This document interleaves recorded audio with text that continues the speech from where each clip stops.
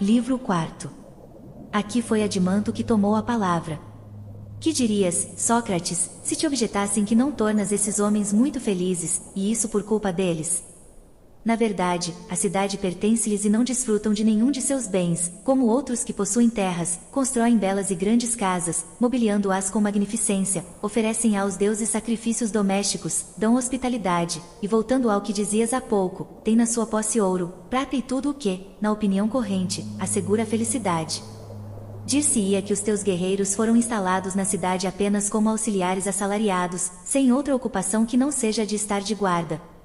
Sócrates, deves acrescentar que apenas ganham o sustento e não recebem soldos a mais, com os guerreiros vulgares, de modo que não poderiam viajar à sua custa, se o desejassem, nem dar dinheiro a cortesãs, nem fazer nenhuma dessas despesas que fazem os homens se considerarem felizes. Eis alguns pontos que tu omites, com muitos outros semelhantes, na tua acusação. Adimanto, acrescenta-os, pois, ao que eu disse, se te parece. Sócrates, queres, pois, que te responda para minha defesa? Adimanto, por certo. Sócrates, sem nos afastarmos do caminho que escolhemos, descobriremos, creio eu, o que convém responder. Diremos que não haveria nada de extraordinário no fato de os nossos guerreiros serem felicíssimos assim, que, aliás, ao fundarmos a cidade, não tínhamos em vista tornar uma única classe eminentemente feliz, mas, tanto quanto possível, toda a cidade. De fato, pensávamos que só numa cidade assim encontraríamos a justiça e na cidade pior constituída, a injustiça. Examinando uma e outra, poderíamos pronunciar-nos sobre o que procuramos há muito tempo. Agora julgamos modelar a cidade feliz, não pondo à parte um pequeno número dos seus habitantes para torná-los felizes, mas considerando-a como um todo, imediatamente depois examinaremos a cidade oposta.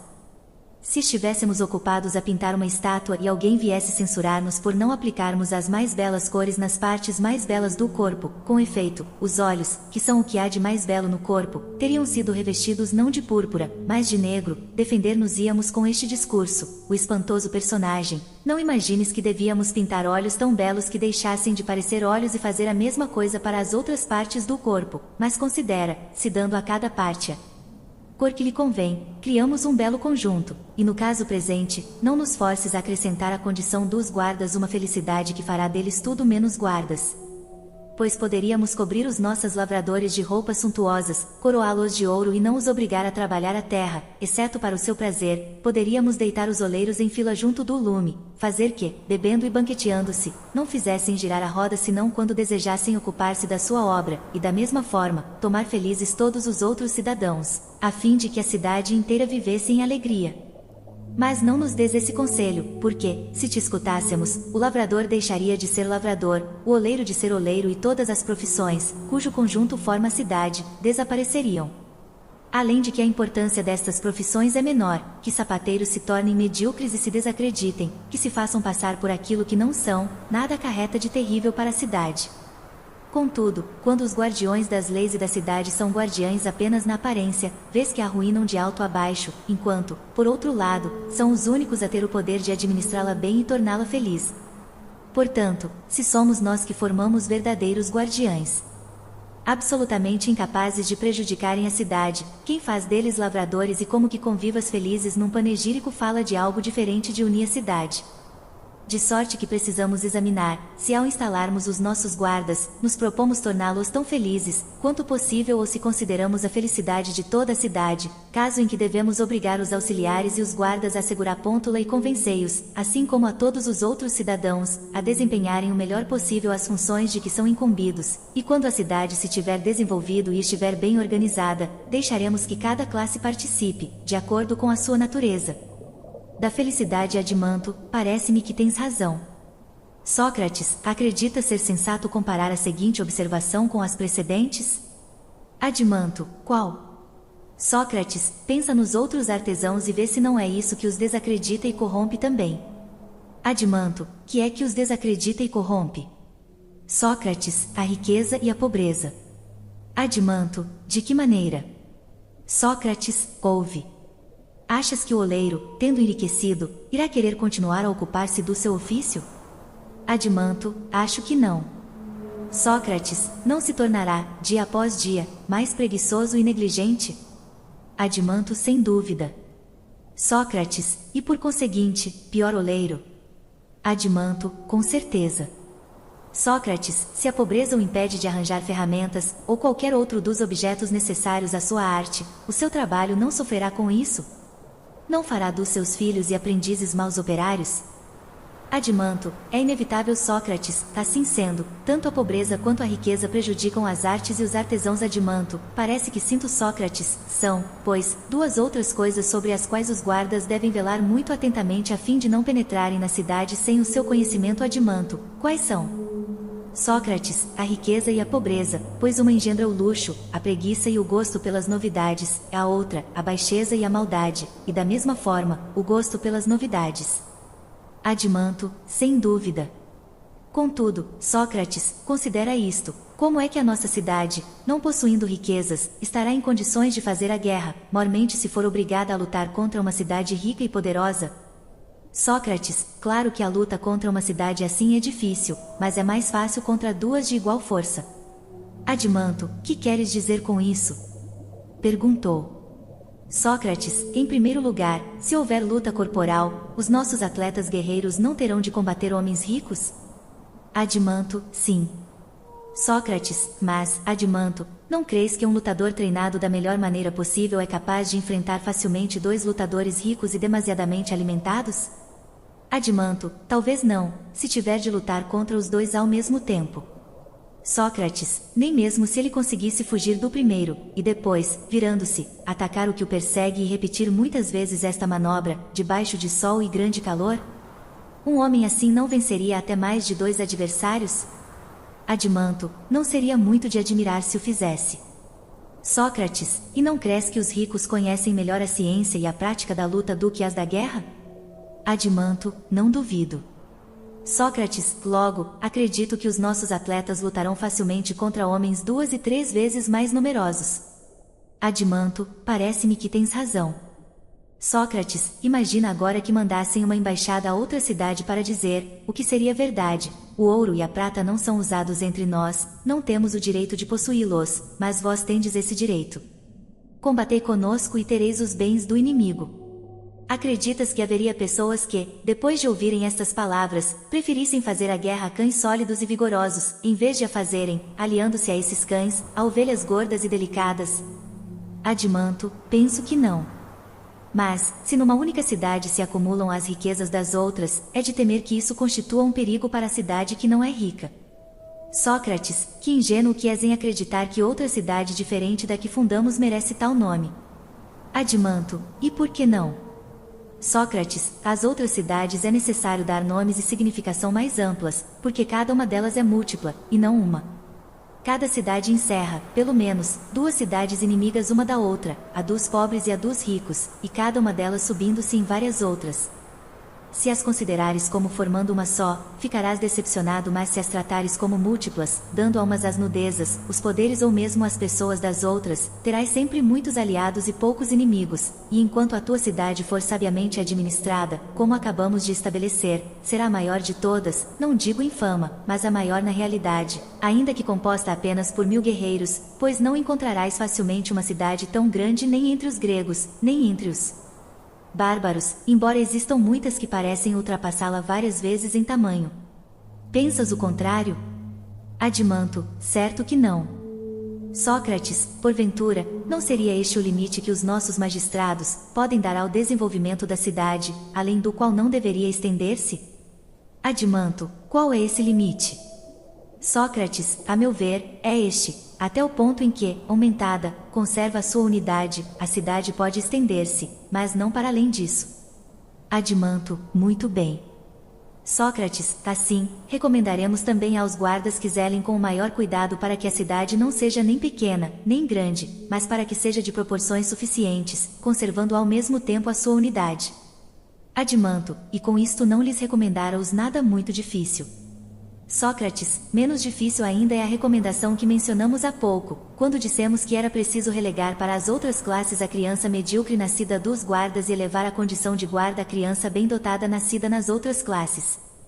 Isto tinha o propósito de mostrar que também se deve confiar aos outros cidadãos a função pela qual estão naturalmente aptos, e só essa, a fim de que cada um, ocupando-se da sua tarefa própria, seja uno e não múltiplo, e assim a cidade se desenvolva, permanecendo una, e não se tornando múltipla.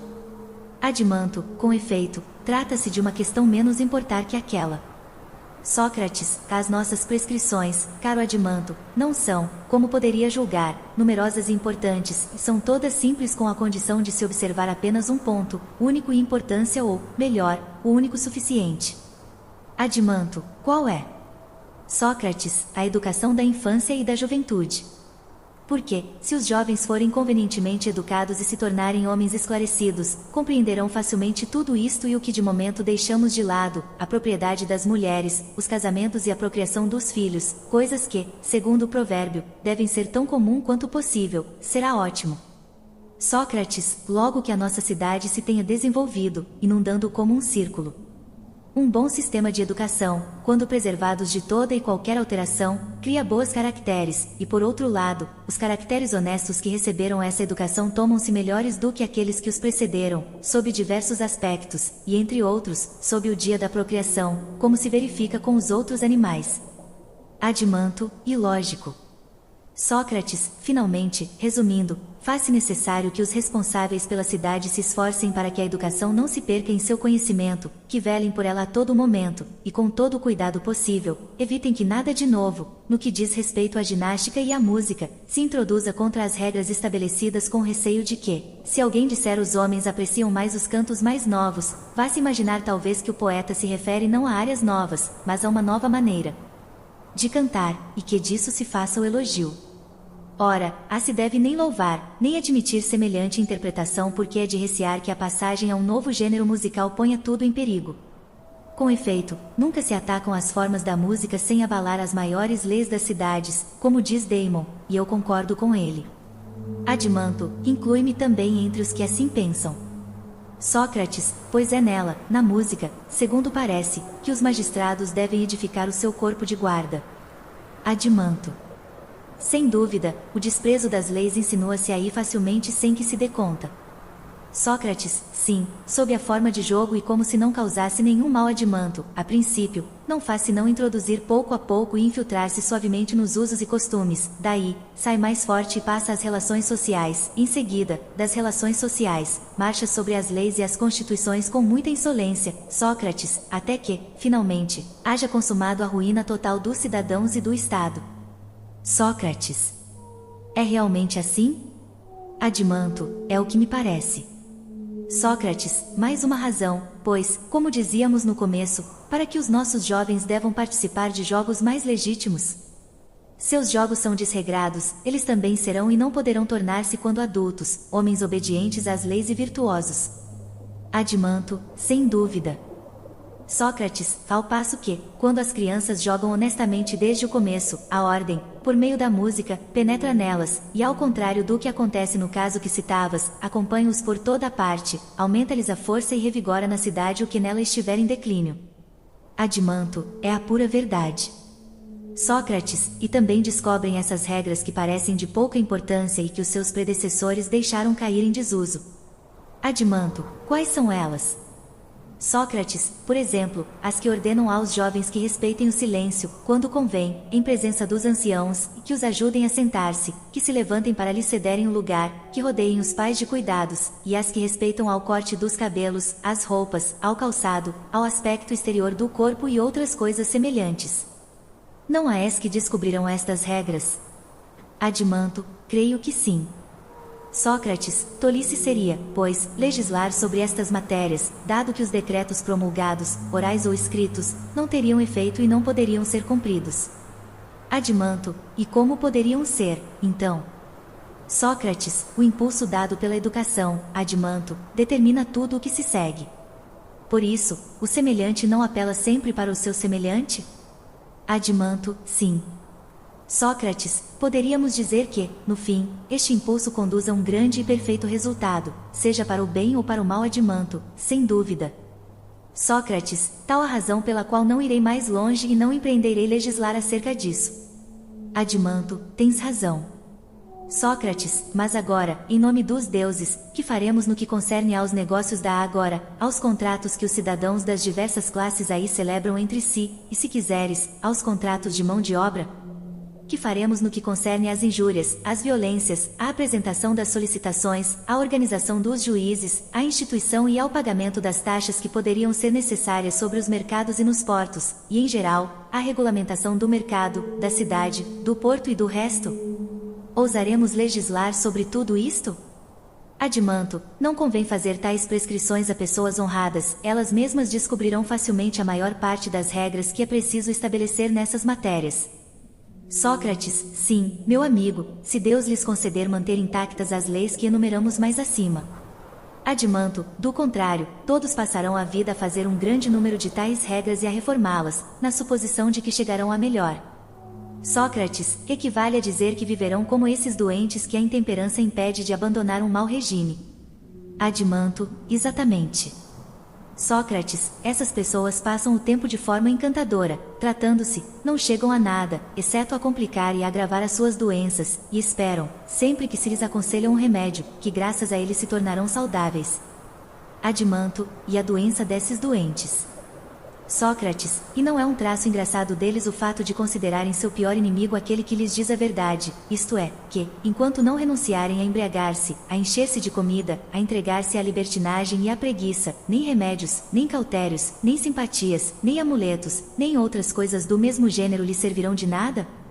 Adimanto, na verdade, esse traço não me parece nada engraçado, dado que não existe graça em irritar-se contra quem dá bons conselhos.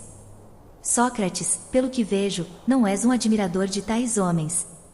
Adimanto, juro que não, por Zeus. Sócrates, logo, nem tampouco aprovarás toda a cidade que se comporta como acabamos de dizer.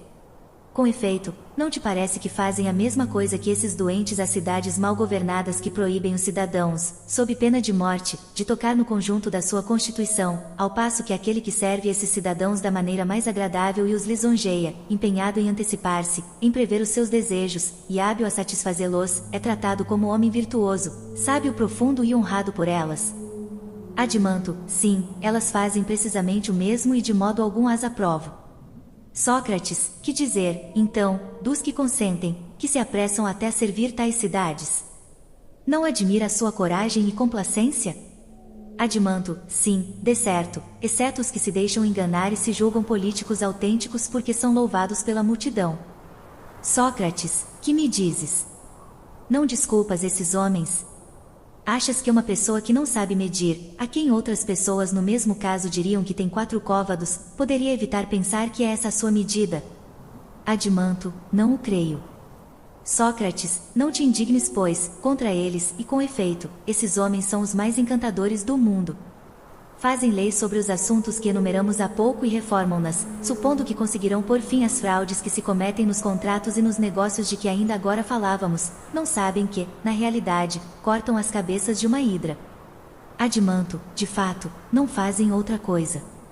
Sócrates, eu não creio que, numa cidade mal ou bem governada, o verdadeiro legislador devesse se preocupar com este tipo de leis, no primeiro caso, porque são inúteis e de nenhum efeito, no segundo, porque qualquer pessoa descobrirá uma parte e a outra derivará das instituições já estabelecidas. Adimanto, que outras leis, pois, nos falta estabelecer? Sócrates, a mais, nenhuma. Mas a apoio, ao Deus de Delfos, falta fazer as maiores, as mais belas e as primeiras das leis. Adimanto, quais? Sócrates, as que se referem à construção dos templos, aos sacrifícios dos deuses e Inis, ao enterro dos mortos e às cerimônias que nos tornam as suas almas propícias. Com efeito, não possuímos esta ciência e por isso, ao fundarmos a cidade, não devemos obedecer a mais ninguém, se formos prudentes, nem aceitar outro guia além da nossa pátria. Ora, este Deus, em tais assuntos, é o guia nacional de todos os homens, pois distribui os seus oráculos assentados sobre a Onfale, no centro da terra. Adimanto, dizes bem, e assim faremos. Sócrates, suportamos, pois, filho de Arfonston, já fundada a tua cidade. Agora, arranja onde quiseres uma luz suficiente, chama o teu irmão, Polemairo, e os outros e considera se nos é possível ver onde reside nela a justiça, onde a injustiça, em que diferem uma da outra e qual das duas deve possuir quem quiser ser feliz, quer escape ou não aos olhos dos deuses e dos homens. Glauco, e como se não dissesses nada. Com efeito, prometeste-nos que serias tu a fazer essa pesquisa, pretendendo que seria ímpio para te não ajudar a justiça por todos os meios ao teu alcance. Sócrates, é verdade que fiz a promessa a que aludiste e, portanto, devo cumpri-la, mas precisais me auxiliar. Glauco, assim o faremos.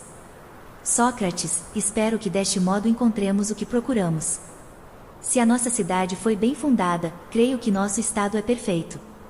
Glauco, necessariamente. Sócrates, claro, pois é evidente que é sábia, corajosa, ponderada e justa. Glauco, evidente. Sócrates, logo, qualquer que seja a virtude que encontrarmos nela, as virtudes restantes serão as que nos falta descobrir. Glauco, sem dúvida. Sócrates, se de 4 coisas procurássemos uma, seja em que assunto for, e esta se nos apresenta-se no começo, saberíamos o suficiente acerca dela, mas, se tivéssemos primeiramente conhecimento das outras 3, por isso mesmo conheceríamos a coisa procurada, porque é evidente que não seria senão a coisa restante. Glauco, tens razão. Sócrates, logo, visto que os objetos da nossa pesquisa são em número de 4, não devemos adotar este método? Glauco, de pleno acordo. Sócrates, evidentemente, no caso que nos ocupa, creio que a sabedoria é a primeira que se vê, mas noto que a seu respeito surge um fato singular. Glauco, qual? Sócrates, a cidade que fundamos parece-me de fato sábia, sendo que é prudente nas suas deliberações. Não achas? Glauco, sim. Sócrates, e evidentemente, a prudência nas deliberações é uma espécie de ciência, de fato, não é por ignorância, mas por ciência, que se delibera bem. Glauco, claro. Sócrates, mas há em nossa cidade ciência de toda espécie. Glauco, sem dúvida. Sócrates, é pela ciência dos carpinteiros que se pode dizer que a cidade é sábia e prudente nas suas deliberações? Glauco, de modo algum. Tal ciência fará dizer que ela é hábil na arte da carpintaria. Sócrates, logo, não é porque delibera com sabedoria sobre a melhor maneira de realizar as obras de carpintaria que a cidade deve ser considerada sábia? Glauco, por certo que não. Sócrates, será pela sua ciência em obras de bronze ou outros metais? Glauco, por nenhuma dessas ciências. Sócrates, e também não pela da produção dos frutos da terra, porque isto corresponde à agricultura. Glauco, assim também me parece. Sócrates, há, porventura, na cidade que acabamos de fundar, uma ciência que reside em certos cidadãos, pela qual essa cidade delibera não sobre uma das partes que a compõem, mas sobre o seu próprio conjunto, para conhecer a melhor maneira de se comportar em relação a si mesma e às outras cidades? Glauco, sem dúvida que há. Sócrates, qual é a ciência? E em que cidadão se encontra? Glauco, é a que tem por objeto a conservação do Estado e encontra-se nos magistrados a que há pouco chamávamos de guardiães perfeitos. Sócrates, e em virtude dessa ciência, como consideras a cidade? Glauco, considero-a prudente nas suas deliberações e verdadeiramente sábia. Sócrates, mas quais são os que, na tua opinião, se encontram em maior número na cidade, os ferreiros ou os verdadeiros guardiães? Glauco, os ferreiros. Sócrates, logo, de todos os organismos que tiram o nome da profissão que exercem, o dos magistrados será o menos numeroso? Glauco, sim. Sócrates, por isso, é na classe menos numerosa e na ciência que nela reside, é naqueles que estão à cabeça e governam que toda a cidade, fundada segundo a natureza, deve ser sábia, e os homens desta raça são naturalmente muito raros e a eles compete participar na ciência que, única entre as ciências, merece o nome de sabedoria. Glauco, não há dúvida. Sócrates, descobrimos assim uma das 4 virtudes procuradas e a parte da cidade em que reside. Glauco, a mim, pelo menos, parece que a descobrimos de maneira satisfatória. Sócrates, quanto à coragem e à parte da cidade em que reside, parte por causa da qual a cidade é considerada corajosa, não é difícil vê-las. Glauco, como assim? Sócrates, há um meio de verificar se unir a cidade é covarde ou corajosa levando em consideração outra coisa que não essa parte da cidade que faz a guerra e pega em armas por ela? Glauco, nenhum. Sócrates, por isso, não pensei que os outros cidadãos, covardes ou corajosos, tenham o poder de dar à cidade um outro desses caracteres. Glauco, com efeito, não o tem. Sócrates, portanto, nossa cidade será corajosa por uma parte dela própria e porque possui nessa parte a força de conservar constantemente intacta a sua opinião sobre as coisas a temer, isto é, as que, em número e natureza, o legislador designou na educação. Ou não é a isto que chamas coragem? Glauco, não compreendi muito bem o que disseste, explica-te melhor. Sócrates, eu disse que a coragem é uma espécie de salvaguarda. Glauco, que espécie de salvaguarda? Sócrates, a da opinião que a lei fez nascer em nós, por intermédio da educação, a respeito das coisas a temer, o seu número e a sua natureza. E eu entendia por salvaguarda constante desta opinião o fato de alguém a manter a salvo no meio das dores e prazeres, dos desejos e temores, e de não abandoná-la. Vou-te explicar isto com uma comparação, se quiseres. Glauco, claro que quero. Sócrates, sabes que os tintureiros, quando querem tingir a lã de púrpura, começam por escolher uma só espécie de lã, a branca, em seguida, preparam-na, sujeitam-na a um longo tratamento, para que adquira o melhor possível o brilho da cor, por último, mergulham-na na tinta. E o que se tinge desta maneira é indelével, a lavagem, feita com ou sem dissolventes, não lhe desbota a cor, ao contrário, bem sabes o que acontece quando não se procede assim, quando se fingem lãs de outra cor ou mesmo lã branca sem prepará-la. Glauco, sei que a cor desbota e se torna feia. Sócrates, concorda, então, que procedemos, na medida das nossas forças, a uma operação semelhante, ao escolhermos os guerreiros e ao educá-los na música e na ginástica. Não penses que foi outra nossa intenção, estávamos empenhados em que tivessem o melhor conhecimento possível das leis, a fim de que, graças à sua natureza e a uma educação apropriada, tivessem, sobre as coisas a temer e o resto, uma opinião indelével, que não pudesse ser apagada por esses dissolventes terríveis que são o prazer, mais poderoso na sua ação do que qualquer álcali ou lixívia, a dor, o medo e o desejo, mais poderosos que qualquer dissolvente.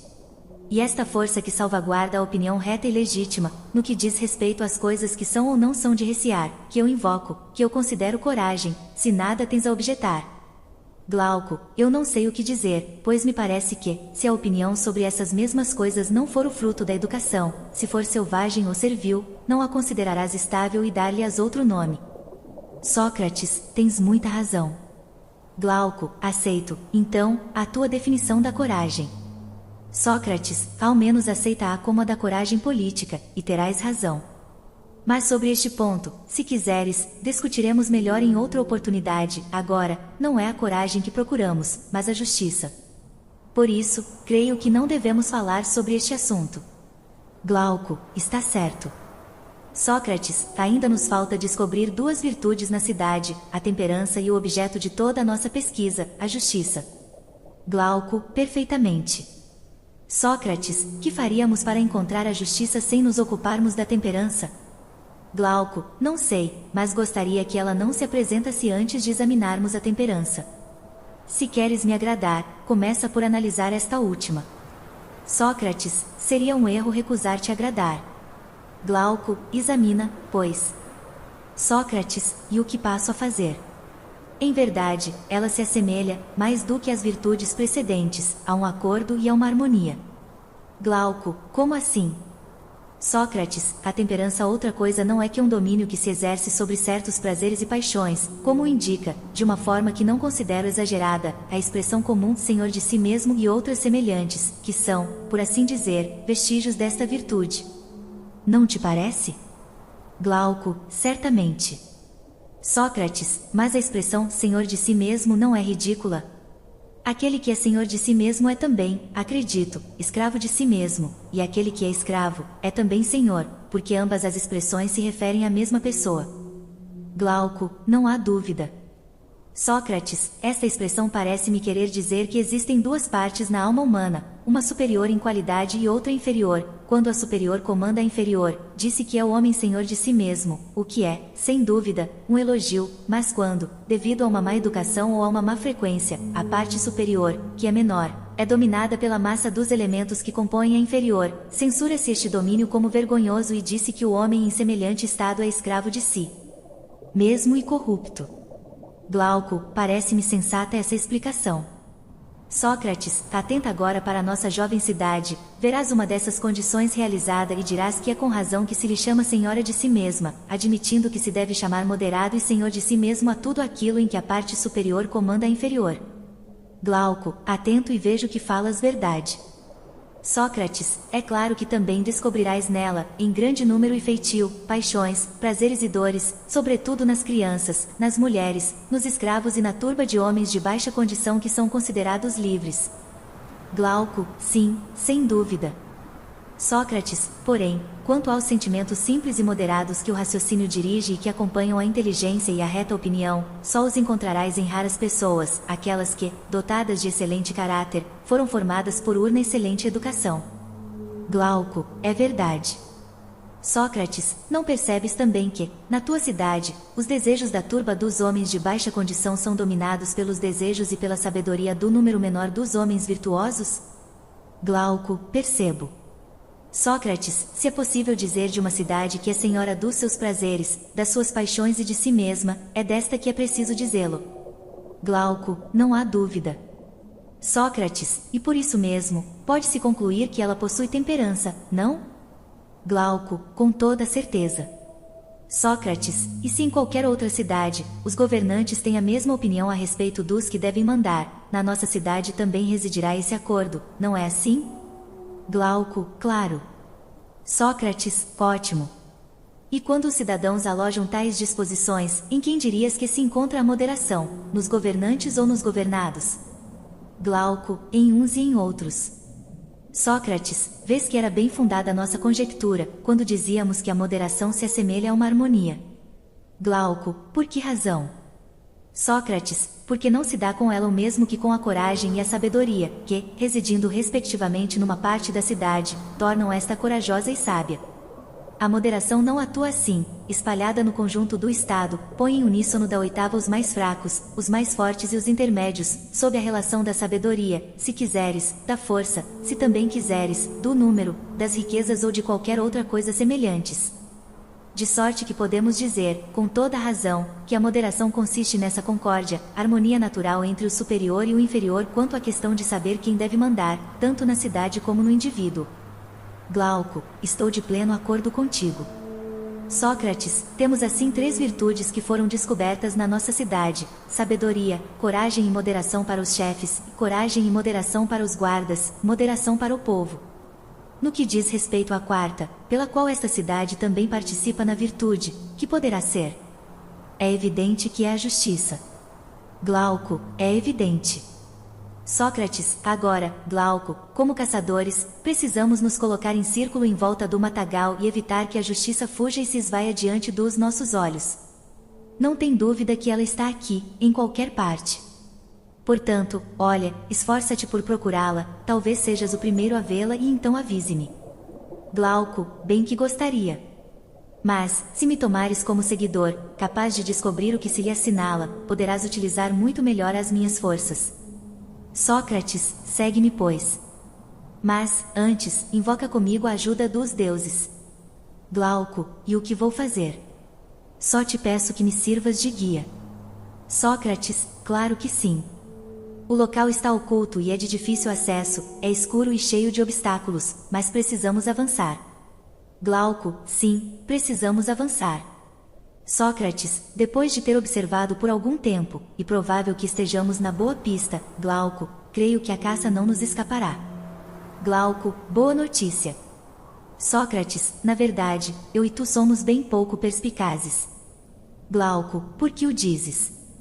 Sócrates, porque já faz muito tempo, desde o início desta conversa, que o objeto da nossa pesquisa parece rolar aos nossos pés e nós, grandes tolos, não o vimos. Como as pessoas que procuram às vezes o que têm nas mãos, em vez de olharmos para o que estava diante de nós, examinávamos um ponto distante, foi talvez por isso que o nosso objeto fugiu de nós. Glauco, que queres dizer? Sócrates, digo que há muito que falamos da justiça sem disso nos darmos conta. Glauco, longo preâmbulo para quem anseia escutar. Sócrates, agora, pois, vê se tenho razão. O princípio que estabelecemos de início, ao fundarmos a cidade, e que devia ser sempre observado, esse princípio ou uma das suas formas é, creio, a justiça.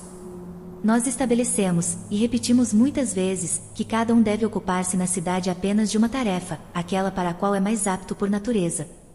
Glauco, foi o que estabelecemos. Sócrates, mais ainda que a justiça consiste em fazer o seu próprio trabalho e não interferir no dos outros. Muitos disseram isto e nós próprios o dissemos muitas vezes. Glauco, efetivamente, dissemos. Sócrates, assim, esse princípio que ordena a cada um que desempenhe a sua função própria poderia ser, de certo modo, a justiça. Sabes o que me leva a pensar assim? Glauco, diz-o, Sócrates, parece-me que, na cidade, o complemento das virtudes que examinamos, moderação, coragem e sabedoria, é esse elemento que deu a todas o poder de nascerem, e após o nascimento, as preserva na medida em que está presente. Ora, dissemos que a justiça seria o complemento das virtudes procuradas, se descobríssemos as outras três. Glauco, assim deve ser.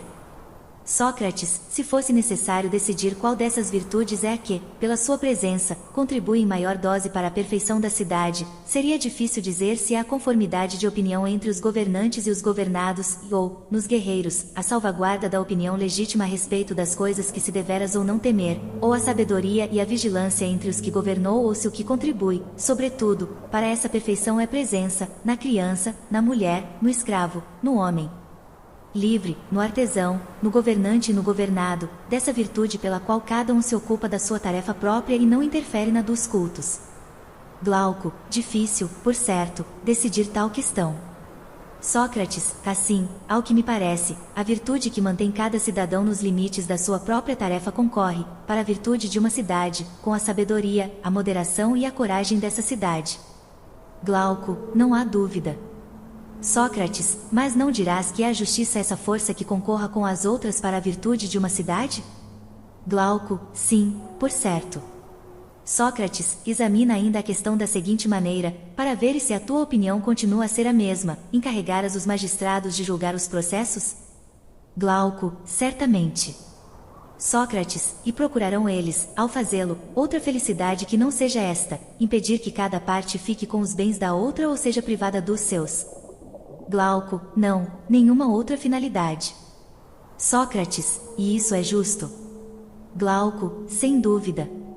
Sócrates, mais uma prova, pois, de que a justiça significa guardar apenas os bens que nos pertencem e em exercer certamente, a função que nos é própria. Glauco, perfeitamente. Sócrates, nesse caso, vejamos se pensas igual a mim.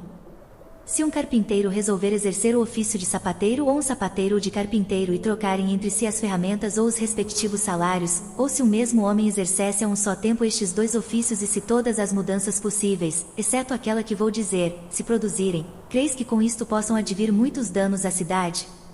Glauco, não, por certo. Sócrates, se, por outro lado, um homem que a natureza predispôs para ser artesão ou a exercer qualquer outra atividade lucrativa, orgulhoso de sua riqueza, do grande número das suas relações, da força ou de outra vantagem semelhante, tenta elevar-se à categoria de guerreiro, ou um guerreiro à categoria de magistrado, sem que ambos possuam aptidão para tal, ou se o mesmo homem procura desempenhar todas estas funções ao mesmo tempo, creis, como eu, que estas mudanças e esta confusão provocam a ruína da cidade? Glauco, infalivelmente. Sócrates, a confusão entre essas três classes acarreta para a cidade o máximo da deterioração, e com toda a razão, pode-se considerar esta desordem o maior dos malefícios. Glauco, sem dúvida. Sócrates, então, não é a injustiça o maior malefício que se pode cometer contra a cidade? Glauco, sim, é, Sócrates, logo, é nisso que consiste a injustiça. Ao contrário, quando a classe dos homens de negócios, a dos guerreiros e a dos magistrados exercem a sua função própria e só se ocupam dessa função, não é o inverso da injustiça e o que torna a cidade justa? Glauco, acredito que não pode ser de outra maneira.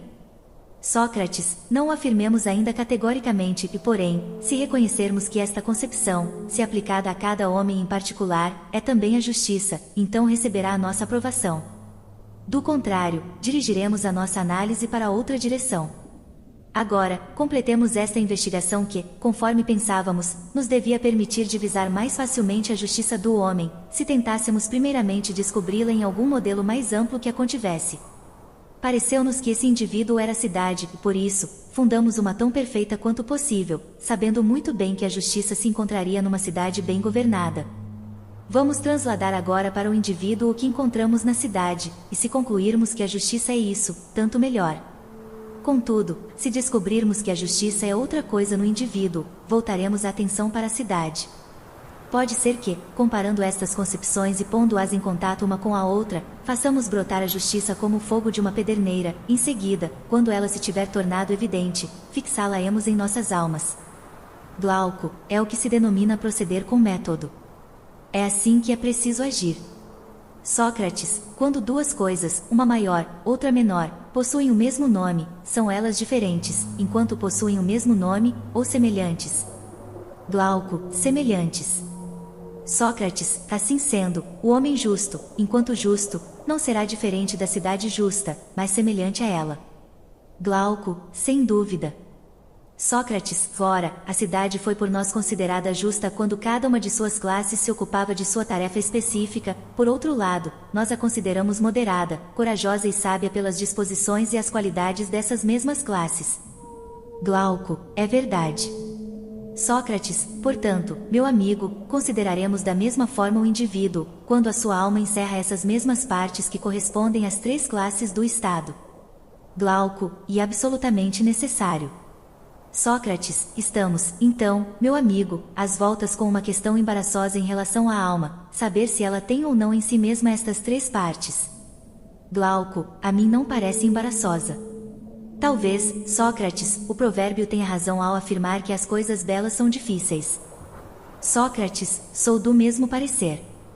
Mas quero que conheças perfeitamente, Glauco, a minha opinião, pelos métodos que empregamos nesta discussão nunca atingiríamos o objetivo da nossa pesquisa, pois o caminho é outro, mais longo e complicado. Contudo, talvez cheguemos a resultados a respeito do que dissemos e analisamos até agora. Glauco, não devemos contentar-nos com isso? Quanto a mim, é o que basta. Sócrates, também a mim basta. Glauco, não desanimes, então, e continua em tua análise. Sócrates, é preciso convir que, em cada um de nós, se encontram as mesmas formas e os mesmos caracteres que na cidade. Pois é a partir daí que passam para ela. De fato, seria ridículo acreditar que o caráter irascível de certas cidades não se origina nos cidadãos com fama de o possuírem, como os trácios, os citas e quase todos os povos do norte, ou que não acontece a mesma coisa com o amor ao conhecimento, que se poderia atribuir especialmente aos habitantes do nosso país, ou com o amor às riquezas, que se atribui sobretudo aos fenícios e aos egípcios. Glauco, não há dúvida. Sócrates, e assim que as coisas acontecem e não é difícil entender. Glauco, claro que não. Sócrates, difícil, sim, será decidir se é pelo mesmo elemento que realizamos cada uma das nossas ações ou determinada ação por um dos três elementos, se julgamos por um, nos irritamos por outro, desejamos por um terceiro os prazeres da comida, da reprodução e todos os da nossa família, ou então, se a alma inteira intervém em cada uma dessas operações, quando somos chamados a realizá-las. Isto é que será difícil de determinar satisfatoriamente. Glauco, também creio. Sócrates, procuremos determinar desta maneira se esses elementos são idênticos entre si ou diferentes. Glauco, de que maneira? Sócrates, é evidente que o mesmo sujeito, ao mesmo tempo e a respeito do mesmo objeto, não é capaz de produzir ou experimentar efeitos contrários. De maneira que, se descobrirmos aqui contrários, saberemos que há, não um, mas vários elementos. Glauco, que seja. Sócrates, ouve, pois, o que vou dizer. Glauco, fala. Sócrates, é possível que a mesma coisa esteja ao mesmo tempo imóvel e em movimento, na mesma das suas partes? Glauco, de jeito nenhum. Sócrates, certifiquemo-nos ainda mais, para que não surjam dúvidas à medida que avançamos. Se alguém afirmasse que um homem que só consegue mexer os braços e a cabeça está ao mesmo tempo imóvel e em movimento, julgo que diremos que não devemos exprimir-nos assim, mas dizer que uma parte do seu corpo está imóvel e a outra em movimento. Não é assim? Glauco, perfeitamente.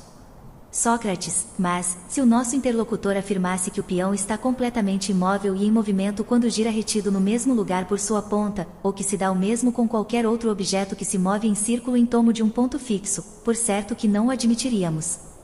Diríamos que não é nas mesmas partes que tais objetos estão em repouso e em movimento, diríamos que tem um eixo e uma circunferência, que em relação ao eixo estão imóveis, pois o eixo não se inclina para nenhum dos lados, e que relativamente à circunferência se movem circularmente, mas quando o corpo em movimento inclina com ele a linha de eixo para a direita ou para a esquerda, para a frente ou para trás, então não está absolutamente imóvel.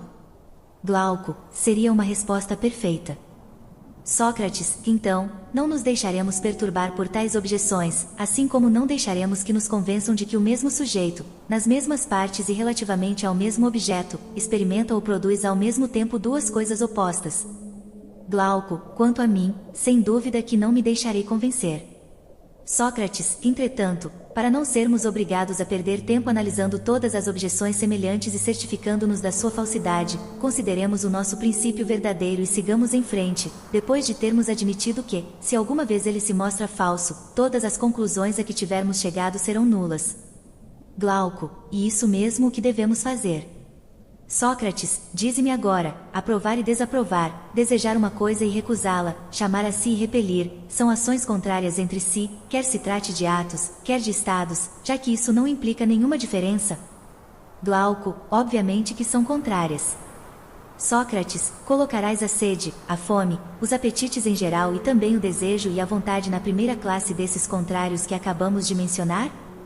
Por exemplo, não dirás que a alma daquele que deseja busca o objeto desejado ou atrai a si o que gostaria de possuir, ou ainda, à medida que pretende que uma coisa lhe seja dada, responde a si mesma, como se alguém a interrogasse, que aprova essa coisa, devido ao desejo que tem de obtê-la?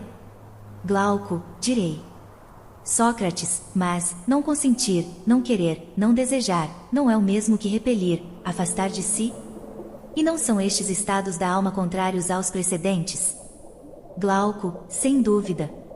Sócrates, então, não diremos que temos certos desejos, como a sede e a fome, que são os mais fortes de todos? Glauco, sim, diremos. Sócrates, um objetiva a bebida e o outro, a comida. Glauco, claro. Sócrates, a sede, como tal, pode ser algo mais do que o mero desejo de beber? Por exemplo, é sede de bebida quente ou fria, em grande ou pequena quantidade, enfim, de um determinado tipo de bebida? Ou é o calor que, somado à sede, provoca o desejo de beber frio, ou o frio, o de beber quente? Mas a sede, em si mesma, é apenas o desejo do objeto natural, a bebida, como a fome é o desejo de comida? Glauco, é verdade. Cada desejo considerado em si mesmo não é senão desejo do objeto natural, correspondendo àquilo que se lhe acrescenta esta ou aquela qualidade desse objeto. Sócrates, e que não venham, pois, a nos objetar dizendo que ninguém deseja a bebida, mas a boa bebida, nem a comida, mas a boa comida, sendo que todos os homens desejam as boas coisas, e se a sede é desejo, tem por objetivo uma boa coisa, seja essa coisa qual for, bebida ou outra. O mesmo acontece com os outros desejos. Glauco, entretanto, essa objeção parece ter certa importância. Sócrates, porém, com certeza, todo objeto relacionado com outros, considerado numa das suas qualidades, está, julgo eu, relacionado com esse objeto, considerado em si mesmo, está relacionado somente consigo mesmo. Glauco, não te compreendo. Sócrates, não compreendes que o que é maior o é somente em relação a outra coisa menor? Glauco, isso eu compreendo. Sócrates, e o que é muito maior o é somente em relação ao que é muito menor? Glauco, sim. Sócrates, e que se é ou será maior, é porque tem relação com algo que foi menor ou que o será? Glauco, não há dúvida. Sócrates, da mesma maneira, quanto ao mais em relação ao menos, quanto ao dobro em relação à metade, ao mais pesado em relação ao mais leve, ao mais rápido em relação ao mais lento, ao quente em relação ao frio e quanto a todas as outras coisas semelhantes, não se dá o mesmo? Glauco, perfeitamente. Sócrates, e o mesmo princípio não vale para as ciências. A ciência considerada em si mesma tem por objetivo o que é passível de ser conhecido, mas uma determinada ciência tem por objeto um conhecimento específico. Explico-me. Quando nasceu a ciência de construir casas, não foi diferenciada das outras com a denominação de arquitetura? Glauco, é verdade. Sócrates, foi diferenciada porque não era parecida com nenhuma outra ciência? Glauco, sim. Sócrates, e isso não aconteceu porque possui um objeto determinado? E não ocorre a mesma coisa com todas as outras artes e todas as outras ciências? Glauco, ocorre. Sócrates, se agora me compreendeste, reconhecerás que era isso que eu queria dizer. Todo objeto relacionado com outros, considerado em si mesmo, relaciona-se apenas consigo mesmo, considerado numa das suas qualidades em relação a esse objeto. Aliás, não afirmo que o que está relacionado com esse objeto seja semelhante a esse objeto, que, por exemplo, a ciência da saúde e da doença sejam sãs, ou malsã e a ciência do bem e do mal, boa ou má. Mas, quando a ciência deixa de ser ciência do conhecível em si mesma, porém de determinado objeto, adquire uma determinação, e por isso, já não é denominada simplesmente ciência, mas ciência médica, caracterizando-se pelo seu objeto particular. Glauco, compreendo o teu raciocínio e o considero exato. Sócrates, e não situarás a sede, pela sua natureza, na classe das coisas relacionadas com outras? Glauco, eu a situarei relacionada com a bebida.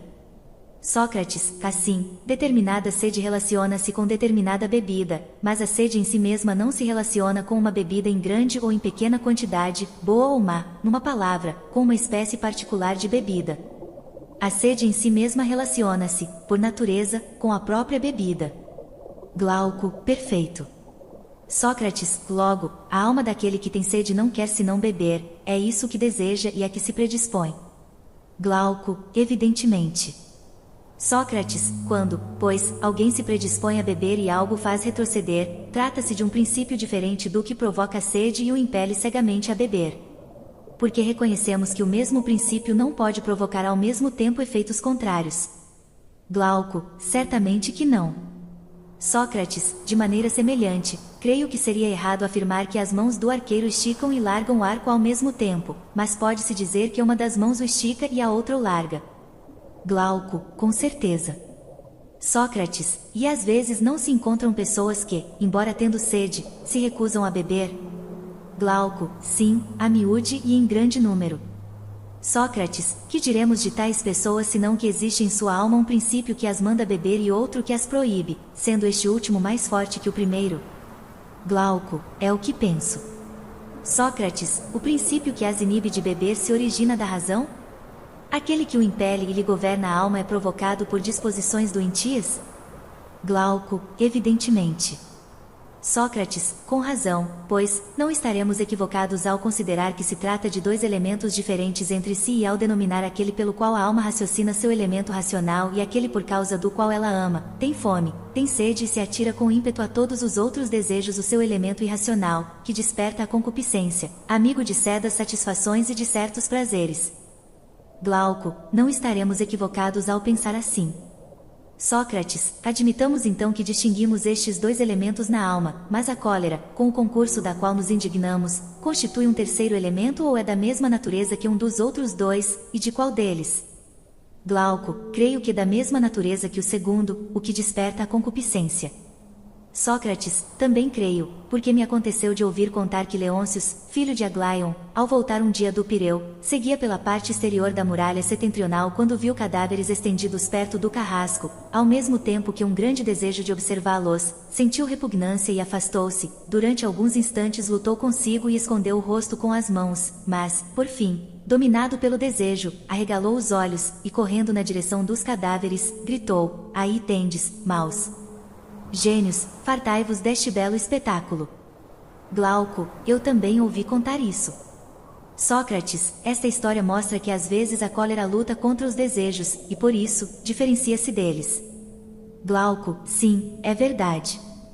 Sócrates, observamos também, em muitas outras ocasiões, que quando um homem é arrastado à força pelos desejos, apesar da razão, se revolta contra o que lhe faz violência e que, nesta batalha entre dois princípios, a cólera colocasse como aliada ao lado da razão. Jamais, eu acredito, a viste associada ao desejo, em ti mesmo ou nos outros, quando a razão decide que determinada ação não deve ir contra a sua decisão. Glauco, certamente que não. Sócrates, mas quando um homem admite estar errado, não é menos capaz, quanto mais nobre for, de se exaltar, suportando a fome, o frio ou qualquer outro desconforto, contra aquele que, conforme acredita, o faz sofrer justamente. Por outras palavras, não se recusa a descarregar a sua cólera sobre aquele que o trata assim? Glauco, é a pura verdade. Sócrates, quando, porém, se julga vítima de uma injustiça, não é então que se inflama, se irrita, combate do lado que lhe parece justo, mesmo que sofra fome, frio e todas as provações do gênero, e firme em suas convicções, triunfa, sem se desviar desses sentimentos generosos antes de ter realizado o seu propósito, até que se vingue ou sucumba, ou que, à maneira do pastor que acalma seu cão, a razão o acalme e sossegue? Glauco, essa comparação é inteiramente exata. Por isso é que decidimos que na nossa cidade os guerreiros ficariam sujeitos aos magistrados como os cães aos seus pastores. Sócrates, compreendes à perfeição o que quero dizer, mas te peço que faças ainda outra reflexão. Glauco, qual? Sócrates, e que, ao contrário do que pensávamos há pouco, a cólera nos aparece agora bem diferente. Efetivamente, há pouco pensávamos que ela se ligava a um elemento que gera concupiscência, ao passo que agora afirmamos que quando uma sedição se ergue na alma, é a cólera que pega em armas a favor da razão. Glauco, com certeza. Sócrates é, porém, diferente da razão ou de uma das suas formas, de modo que não haveria 3 elementos na alma, mas apenas 2, o racional e o concupiscível? Ou então, assim como 3 classes compunham a cidade, mercadores, guerreiros e magistrados, assim também, na alma, o impulso irascível constitui um terceiro elemento, aliado natural da razão, a menos que uma má educação o tenha corrompido? Glauco, existe necessariamente um terceiro elemento. Sócrates, sim, sem dúvida, se revela distinto do elemento racional, como se revelou distinto do concupiscente. Glauco, isso não é difícil de reconhecer. Com efeito, pode-se observá-lo nas crianças, desde o nascimento estão sujeitas à cólera, mas algumas parece que nunca recebem a razão e a maioria recebe à tarde. Sócrates, tens razão. E isso também se passa com os animais. E o verso de Homero testemunha-o, Ulisses, batendo no peito, conteve o coração. É evidente que Homero representa aqui 2 princípios distintos, a razão, que reprime a cólera depois de haver raciocinado sobre o que é melhor ou pior fazer, o outro, que se exalta de forma insensata. Glauco, muito bem dito. Sócrates, chegamos, afinal, através de inúmeros obstáculos penosamente superados, a estabelecer que existem, na cidade e na alma do indivíduo, princípios correspondentes e iguais em número. Glauco, cedo. Sócrates, consequentemente, já não é necessário que o indivíduo seja sábio do mesmo modo e pelo mesmo princípio que a cidade? Glauco, sim, sem dúvida. Sócrates, e que a cidade seja corajosa pelo mesmo princípio e do mesmo modo que o indivíduo? Enfim, que tudo o que diz respeito à virtude se encontre igualmente numa e noutro? Glauco, e necessário. Sócrates, então, amigo Glauco, afirmaremos que a justiça tem no indivíduo o mesmo caráter que na cidade. Glauco, concordo também com isso. Sócrates, mas não podemos nos esquecer de que a cidade era justa pelo fato de cada uma das suas 3 desses se ocupar da sua própria tarefa. Glauco, não creio que o tenhamos esquecido. Sócrates, lembremo-nos então de que se cada um de nós desempenhar a sua tarefa própria, será também justo e desempenhará a tarefa que lhe é própria. Glauco, sim, precisamos nos lembrar disso. Sócrates, portanto, não compete à razão mandar, por ser sábia e possuir a responsabilidade de velar pela alma, e à cólera obedecer à razão e defendê-la? Glauco, sim, com certeza. Sócrates, mas não é, como afirmamos, um misto de música e ginástica que conciliará estas partes, fortificando e alimentando uma delas com belos discursos e com os conhecimentos científicos, acalmando, abrandando a outra pela harmonia e pelo ritmo? Glauco, sem dúvida. Sócrates, e estas 2 partes assim educadas, realmente adestradas e instruídas para desempenhar o seu papel, dominarão e conterão o elemento concupiscente, que ocupa o maior espaço na alma e que, por natureza, é insaciável, irão vigiá-lo para evitar que, saciando-se dos prazeres do corpo, se desenvolva, revigore, e em vez de se ocupar da sua tarefa, busque subjugá-los e dominá-los, o que não convém a um elemento da sua espécie, e subverta toda a vida da alma. Glauco, com toda certeza. Sócrates, e nos defenderão melhor dos inimigos externos, com toda a alma e todo o corpo, a primeira decidindo, o segundo lutando sob as ordens da primeira e executando corajosamente os projetos elaborados por esta. Glauco, perfeitamente. Sócrates, denominamos corajoso, pois, um homem levando em consideração o lado irascível de sua alma, quando esta parte salvaguarda, através de sofrimentos e prazeres, as deliberações a respeito do que se deve ou não recear. Glauco, é verdade. Sócrates, e por nós, denominado sábio levando em consideração essa pequena parte dele mesmo, que governa e enuncia estas deliberações, parte que possui também o conhecimento do que é proveitoso a cada um dos três elementos da alma e a todos em conjunto. Glauco, estou de acordo. Sócrates, mas nós não o denominamos moderado por causa da amizade e harmonia que existe entre o elemento que manda e os que lhe obedecem, quando estes últimos concordam em que a razão deve governar e não há revolta contra ela. Glauco, não há dúvida de que a moderação não é diferente na cidade e no indivíduo. Sócrates, portanto, o indivíduo será justo pelo motivo e da maneira que tantas vezes afirmamos. Glauco, necessariamente. Sócrates, mas será que a justiça se enfraqueceu a ponto de nos parecer diferente do que era na cidade? Glauco, não acredito. Sócrates, se ainda subsistisse alguma dúvida em nossa alma, poderíamos suprimi-la totalmente comparando a nossa definição da justiça com as noções comuns. Glauco, quais? Sócrates, suponhamos que precisássemos decidir a respeito da nossa cidade e do homem que, por natureza e educação, é semelhante a ela. Será possível acreditar que este homem, tendo recebido um depósito de ouro ou prata, o tenha desviado em proveito próprio? E tu crês que alguém o julgaria mais capaz de semelhante ação do que aqueles que não lhe são semelhantes? Glauco, não creio. Sócrates, mas esse homem não será igualmente incapaz de cometer sacrilégio, furto e traição, tanto particularmente, em relação aos amigos, como publicamente, em relação à sua cidade? Glauco, será incapaz. Sócrates, e logicamente, de forma alguma faltará à sua palavra, quer se trate de juramentos, quer de outras promessas. Glauco, por certo.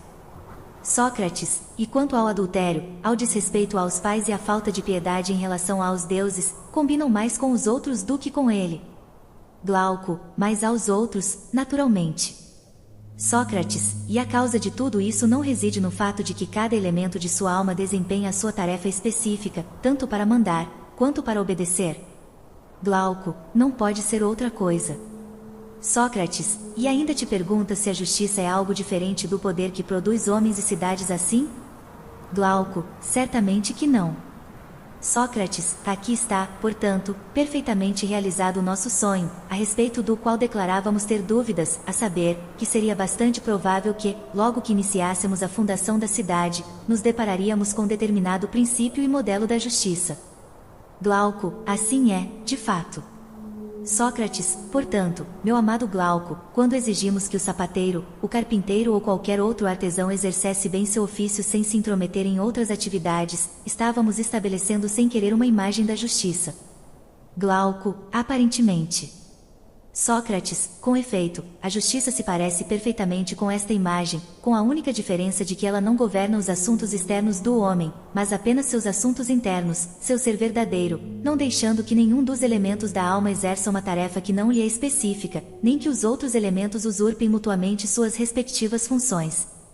Ela pretende que o homem coloque em perfeita ordem os seus reais problemas domésticos, que assuma o comando de si mesmo, se discipline e conquiste a sua própria amizade, que institua um acordo perfeito entre os três elementos da sua alma, assim como entre os três tons extremos de uma harmonia, o mais agudo, o mais grave, o médio, e os intermédios, se os houver, e que, ligando-os uns aos outros, se transforme, de múltiplo que era, em uno, moderado e harmonioso, que somente então se preocupe. Se precisar se preocupar, em obter riquezas, em cuidar do corpo, em exercer sua atividade na política ou nos assuntos privados, e que em todas essas ocasiões considere justa e honesta a ação que salvaguarda e contribui para completar a ordem que implantou em si mesmo, e sabe a ciência que governa essa ação, que, ao contrário, considere injusta a ação que destrói essa ordem, e ignorante a opinião que governa esta última ação. Glauco, tudo isso é a mais pura verdade, meu caro Sócrates. Sócrates, que seja. Agora, se afirmássemos que descobrimos o que é o homem justo, a cidade justa, e em que consiste a justiça em um e na outra, creio que não nos enganaríamos em demasia. Glauco, por certo que não. Sócrates, vamos, então, afirmá-lo? Glauco, sim. Sócrates, certo. Resta-nos, julgo eu, analisar a injustiça. Glauco, claro que sim. Sócrates, pode a injustiça ser outra coisa que não uma sublevação dos três elementos da alma, uma confusão, uma usurpação das suas respectivas tarefas, a revolta de uma parte contra o todo para conquistar uma autoridade a qual não tem direito, visto que a sua natureza a destina a obedecer àquela que foi gerada para governar? E daí, afirmamos nós, é dessa perturbação e dessa desordem que se origina a injustiça, a intemperança, a covardia, a ignorância, enfim, todos os vícios. Glauco, com toda certeza. Sócrates, e dado que conhecemos a natureza da injustiça e da justiça, já percebemos com clareza em que consistem a ação injusta e a ação justa. Glauco, como assim? Sócrates, porque elas não diferem das coisas sãs e das nocivas, o que estas significam para o corpo, elas significam para a alma. Glauco, em que sentido? Sócrates, as coisas sãs engendram a saúde e as nocivas, a enfermidade. Glauco, assim é, Sócrates, da mesma forma, as ações justas não originam a justiça e as injustas, a injustiça? Glauco, sim. Sócrates, engendrar a saúde é estabelecer, conforme a natureza, as relações de comando e submissão entre os diferentes elementos do corpo, engendrar a doença é permitir-lhes comandar ou ser comandados um pelo outro ao arrepio da natureza. Glauco, isso está claro. Sócrates, pela mesma razão, engendrar a justiça não significa estabelecer, conforme a natureza, as relações de comando e submissão entre os diferentes elementos da alma? E engendrar a injustiça não significa permitir-lhes comandar ou ser comandados um pelo outro ao arrepio da natureza? Glauco, sem dúvida. Sócrates, consequentemente, a virtude significa, julgo eu, saúde, beleza, boa disposição de ânimo, e o vício, ao contrário, significa doença, feiura, fraqueza. Glauco, assim é, Sócrates, mas as boas ações não levam à virtude e as más, ao vício? Glauco, necessariamente. Sócrates, agora, só nos resta analisar se é conveniente agirmos com justiça, dedicarmos-nos ao que é honesto e justo, sejamos ou não reconhecidos como tais, ou praticarmos a injustiça e sermos injustos, mesmo que não sejamos castigados e o castigo não nos tome melhores. Glauco, mas, Sócrates, julgo essa análise ridícula. Se a vida parece insuportável quando acontece a ruína do corpo, mesmo com todos os prazeres da mesa, com toda a riqueza e todo o poder possível, com maior razão é quando seu princípio é alterado e corrompido, mesmo que se tenha o poder de fazer tudo o que se quer, salvo evitar o vício e a injustiça e praticar a justiça e a virtude. Isto é, se as coisas forem exatamente da maneira como as descrevemos.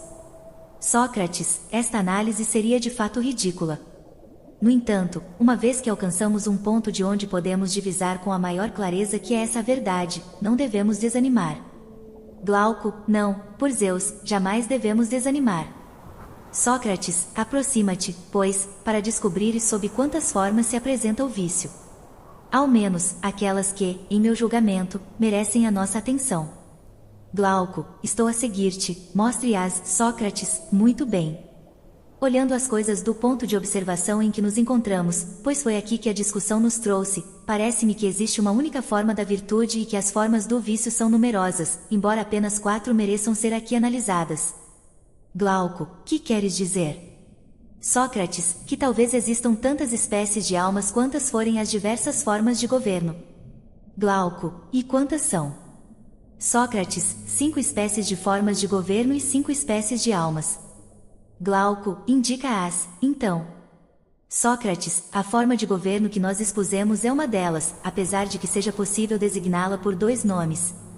Pois, se entre os magistrados há um homem que se sobrepõe aos outros, chamamos esta forma de monarquia, se a autoridade é compartilhada por vários homens, chamamos de aristocracia. Glauco, exatamente. Sócrates, mesmo assim, afirmo que se trata de uma única espécie de constituição. Pois, quer o mando esteja nas mãos de um só homem, quer nas de vários, isto não altera as leis fundamentais da cidade, se estiverem vigorando os princípios de educação e de instrução que descrevemos. Glauco, totalmente coerente.